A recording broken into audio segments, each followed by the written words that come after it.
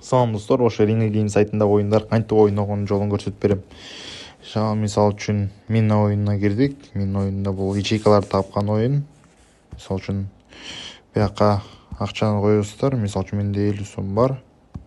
1 сомдон ойнойбуз. Мисалы үчүн ячейкаларды табасыз акырындан. Амайт акырындан ячейкаларды таап, забрать деп турат. Мисалы үчүн таап 1.73 забрать кылып кетсең деле болот. Дагы бир жолу ойноп көрөлү. Ячейкаларды табыш керек. Канчалык көп ячейка тапсаңыз, ошончолук көп акча болот. Мисалы үчүн мына кызыл чыгып калып атат. Дагы бир жолу 1 сомдон ойноп атабыз. 1 сомдон. Мына 2 сом болду. Биз уже канча 5 ячейка таап болдук. 6, 7 ячейка таап 2 сом болду. 8, 9. Ушинтип эле акырын таап, бул мина оюну болуп эсептелинет. Ушинтип ойносо болот. Кийинки oyun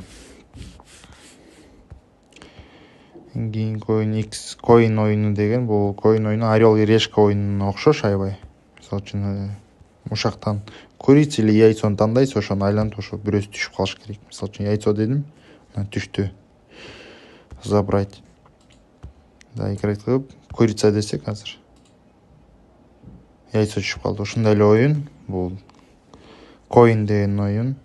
X50 деген бул рулетка сыяктуу оюн болуп эсептелинет. Мисалы үчүн бияка 1 сомду 2x'ке коюп койсок, маяктан ошо серый өң түшүш керек 2x'ке.